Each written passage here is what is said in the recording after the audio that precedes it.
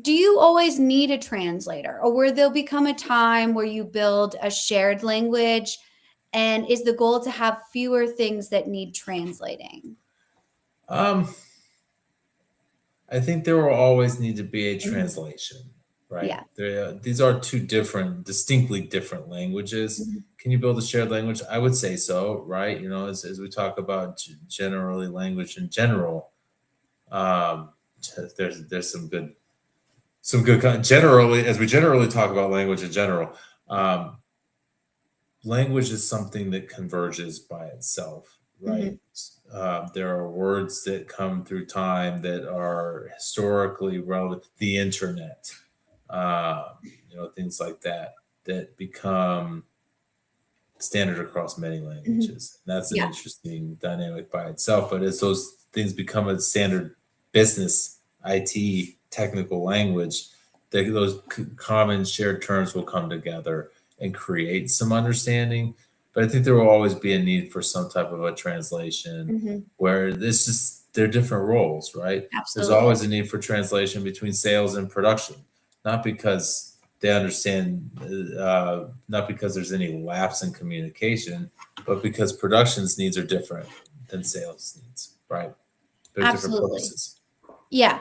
So, as always, in the last 15 minutes, 10, 15 minutes here we have together, I always want to leave people with things that they can do today, right? Mhm. So, say you're in a situation where, you have an IT department and you feel like there could be some more collaboration. I know you said like get IT and business in the same room, but can you give us some like tactical tips of how you start to know like what should my next approach be? Like, when should they reach out to someone to say, hey, I need you Yeah, to build us like a release management system, or I need help with this, right? Type of thing.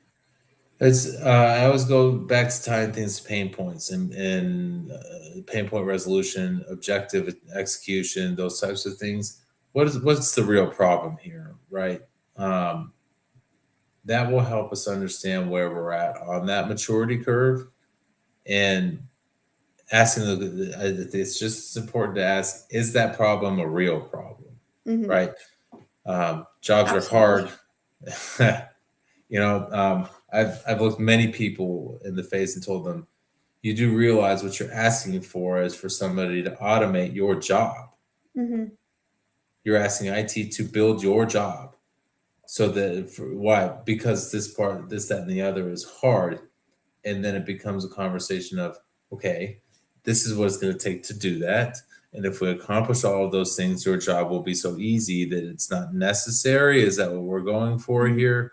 Um, and it's like, well, no. It's like, okay, so let's remove the it's hard from I have a complicated, complex need. Hmm. Is this a problem, and where does it sit in the grand scheme of things?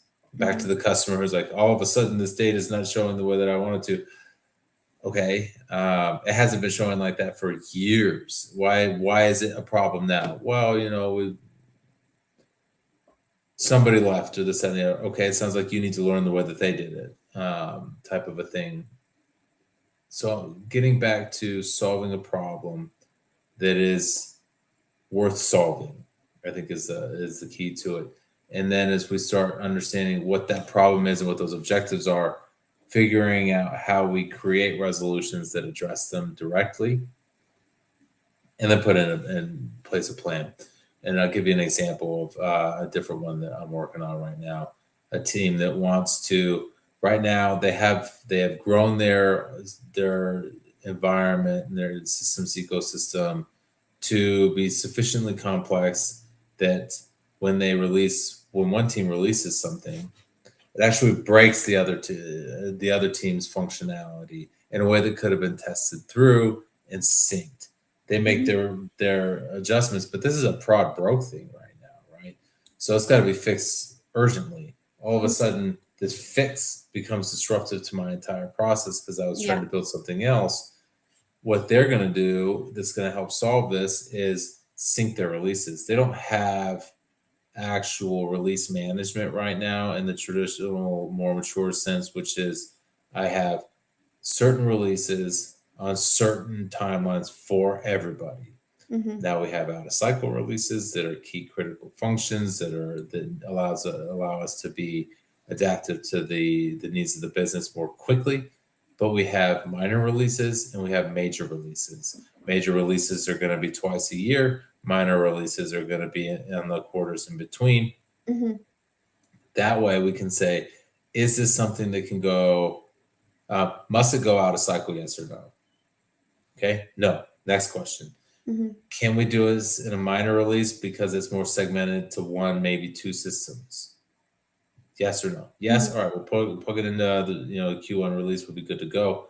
Or is this something that has a significant architectural Mhm. need that makes it so that we need to put it in one of those major releases? And that's how that structure starts to come together on in those types of questions. On the we have problems that need to be solved. It is a worthy problem to solve when you say your independent releases are breaking mine in a way that causes me to be Mhm. reactive and diminishes my ability to add value on the timeline that I committed